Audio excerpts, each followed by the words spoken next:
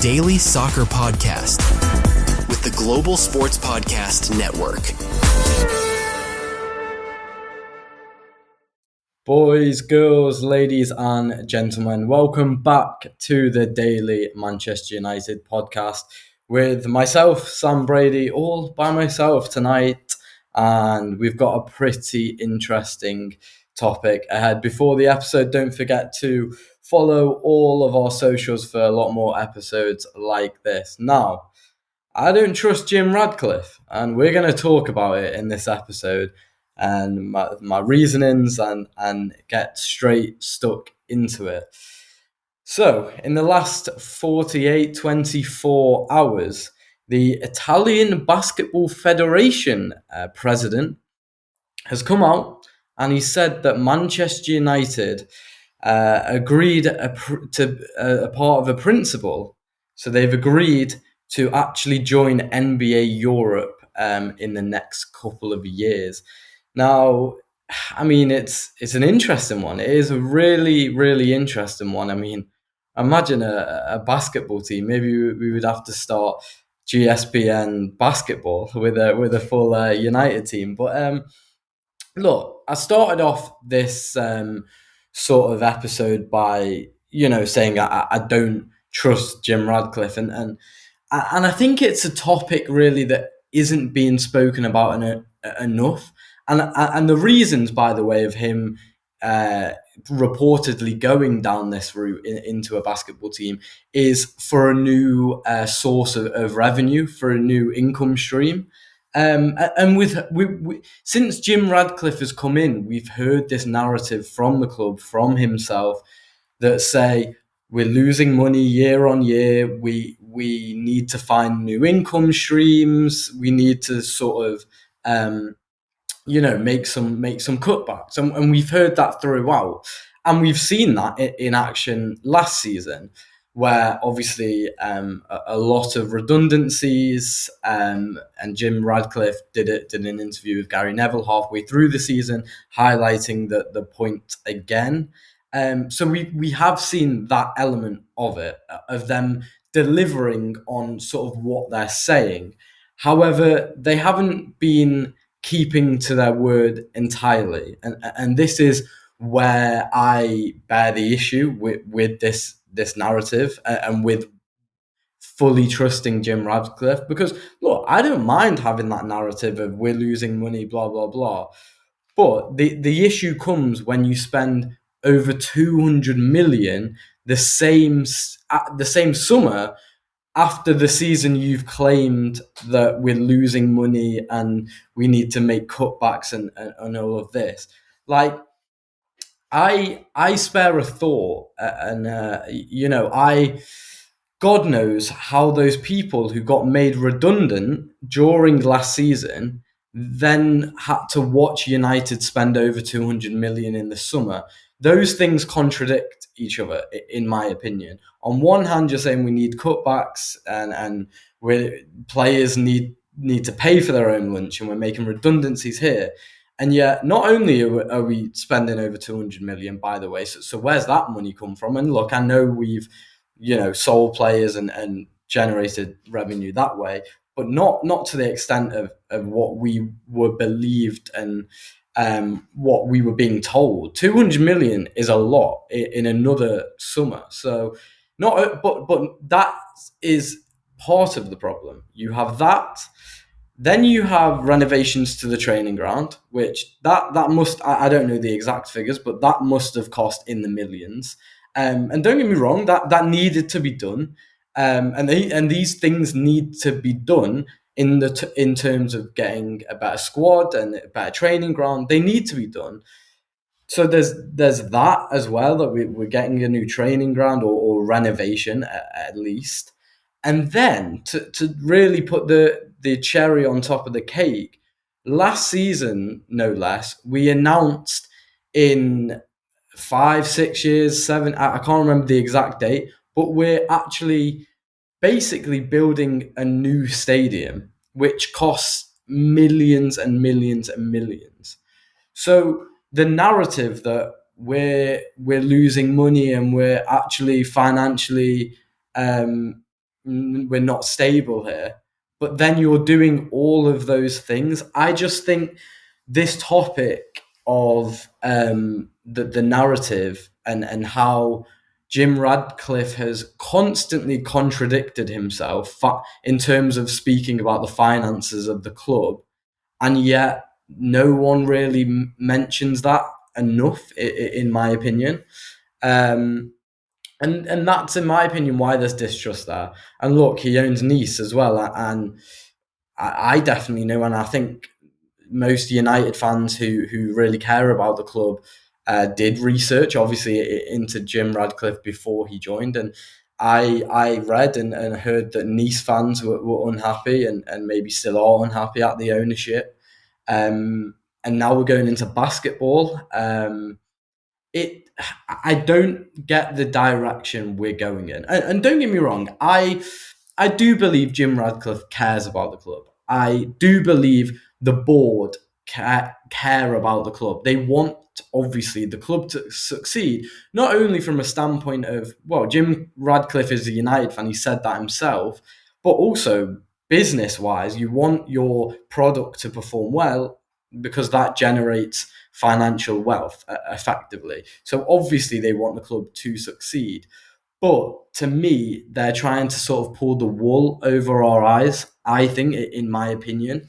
But I don't think they're necessarily bad guys, if that makes sense. I just don't like the contradiction in narrative. And look, if we're a club where we go out and say, no, actually, like, we have money, we're going to spend it, like we have been doing, and we kind of own that. I look, it's not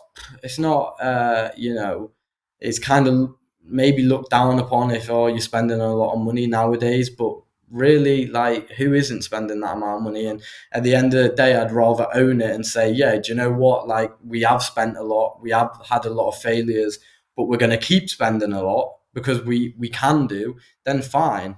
But and to sort of say the other side of it, where if we were also a club, which I feel like the narrative is trying to push, that we're losing money, we're poorer and poorer year on year out, and I think the ownership are trying to push that narrative, then I would also own that side. I'd be like, yeah, fair enough, we are. But then when we spend big, it makes us look like mugs a little bit, I think, to rival fans. And look, we shouldn't care at all what they think. But also, there's a little bit of that where they're going, wait, your owner just said you were losing money and you've had to make redundancies and players that have to buy their own lunch because you can't afford to give them free meals, and yet you're splashing 200 odd million in the summer again, by the way. And look, I think it's way too early to say, they're doing a bad job, they're doing a good job. I think, especially at that senior level, you have to give it a couple of years to to let the long-term plan play out. However, Dan Ashworth clearly wasn't a plan, clearly wasn't he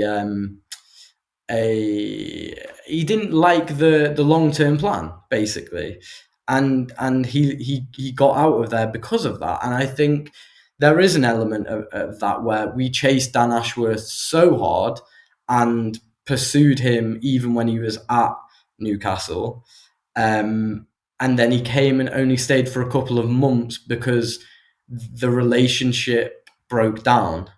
I think, okay, it might, we have to look at both sides to this. And I think Dan Ashworth's a smart guy. He knows how to build projects. He's done it at England. He's done it at Newcastle.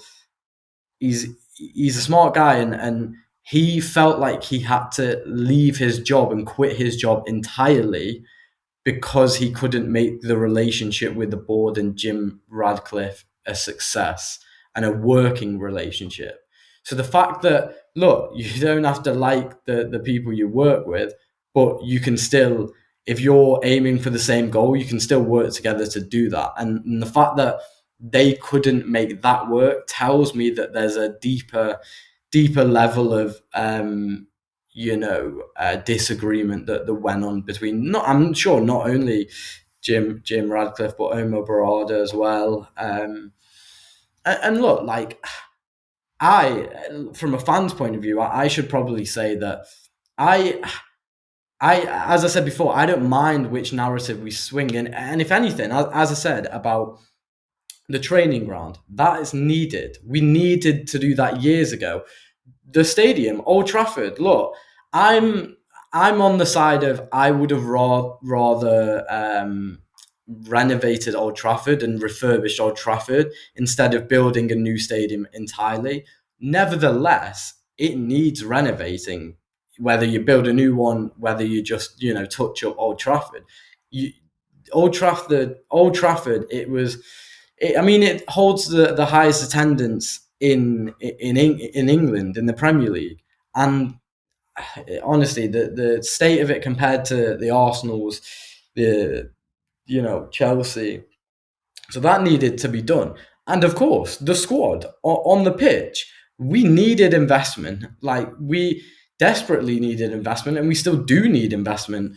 As I said on previous episodes, it's hard in the summer because you can't fix the whole squad at once. We still need a midfielder. We needed a full new attack from last year. I think we still need a couple of defenders. So obviously we need investment on the pitch as well.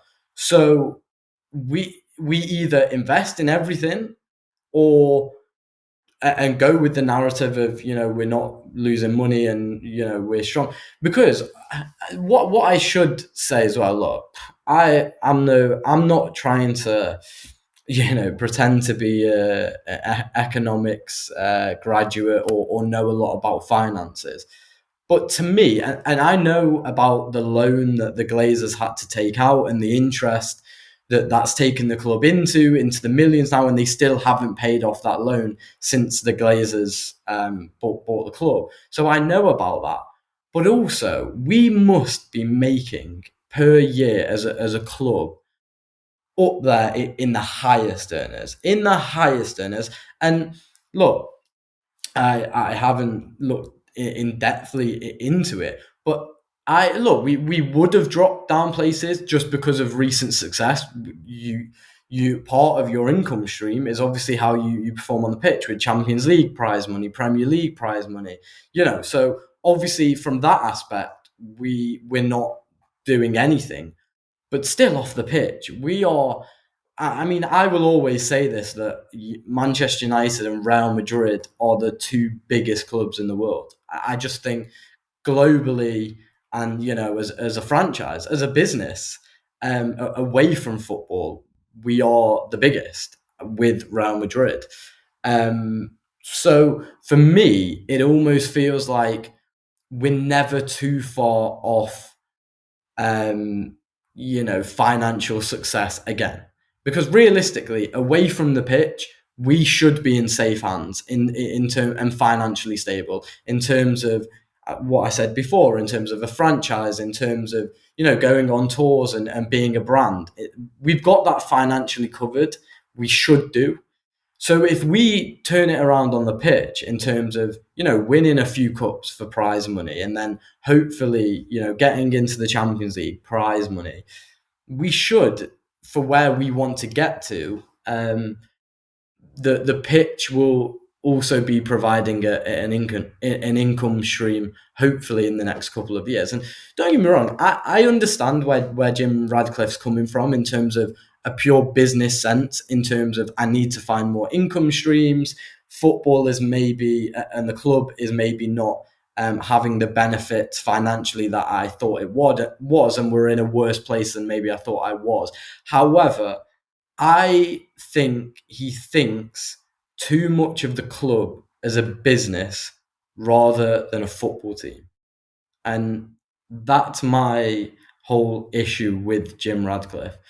And I remember distinctly thinking that watching the interview last year with Gary Neville on the overlap. I distinctly remember thinking that he looks at United as a business first. And look, it might be my naivety, and it might be my heart swaying my sort of business brain or my brain decisions. But I just think as an owner of a football club, it's different to owning any other business. There is that element of difference, whether you like it or not. Owning a chain of supermarkets compared to a football team is completely different business. And if you just treat it as a business, yeah, you might be financially successful in the long term, but also you've got people that rely on you. You've got millions of people, fans, who rely on you to do well. So don't try and think the fans are stupid and as I said, trying to pull the wool over our eyes. We watch United before you came in and we'll watch United after you leave. So to come in and say one thing here, now we're going into basketball, now we're having a new stadium, you're delivering on a lot of promises.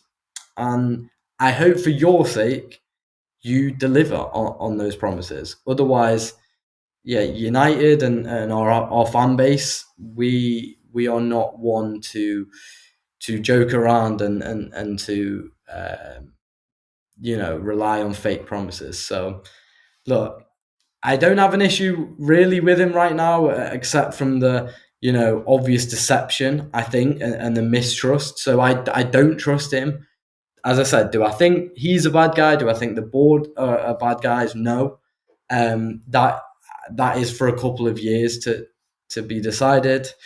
But look, if you agree with me, if you disagree with me, let us know in the comments of the socials.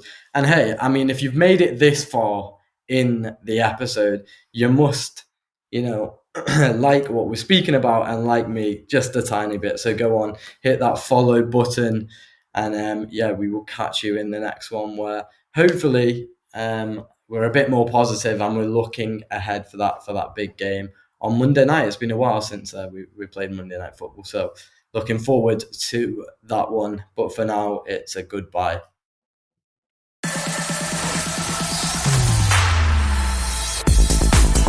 Your daily soccer podcast with the Global Sports Podcast Network.